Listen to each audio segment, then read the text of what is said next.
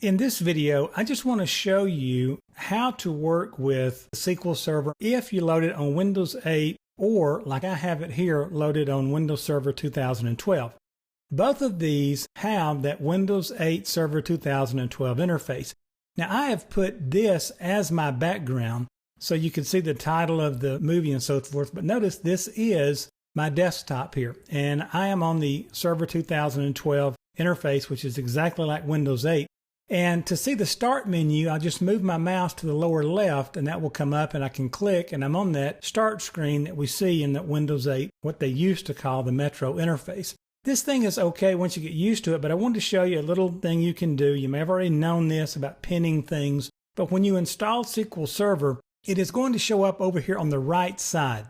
So if I go to the far right, you can see here's Profiler, here is Import and Export Data, Data Profile Viewer, here's some installation files and so forth, reporting services. Right here is the SQL Server Management Studio. Now, if I click this, it will open the SQL Server Management Studio. Now, throughout this course, I'm going to be saying, we're in the Management Studio, or open the Management Studio, or whatever, and I wanted to see how to get there as easily as I'm getting there and for how I'm going to set my machine up.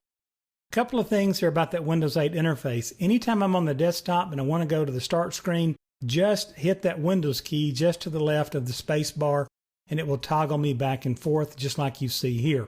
Another thing I can do is go to the SQL Server Management tile that shows up after I install SQL Server.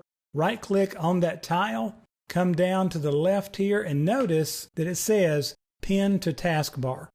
Just choose that, then go back out to the desktop, and you're going to notice that now I have this nice cool little pin icon on the taskbar, and I can just single click it at any time right off the desktop and go into the Management Studio. That is the way I'll have mine set up so that we don't have to jump back and forth to that somewhat new and frustrating screen. Now, there is one other thing I want to show you. I'm just going to hit the Windows key to jump to the Start screen. I can always come back here and grab the SQL Server Management tile, drag it to the left, and put it anywhere I want it to. Okay, so I can drop it right there, so at least every time I go into the Start screen, it's right up here to the upper left.